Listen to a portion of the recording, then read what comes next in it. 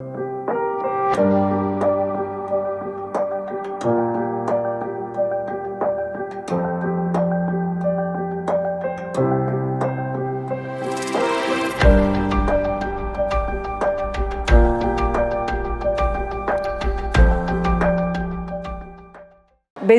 मैं जब यहाँ पे आई तभी मुझे एक तो कफ़ लास्ट अराउंड 6 महीने से मुझे इतना कफ़ का प्रॉब्लम था।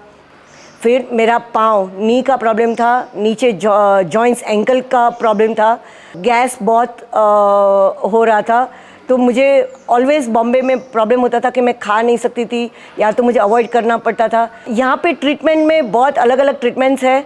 मॉर्निंग योगा से शुरू होके वाटर ट्रीटमेंट है, हाइड्रोथेरेपीज़ है, फिर ऑयल बस्ती वगैरह, काढ़ा बस्ती वगैरह है।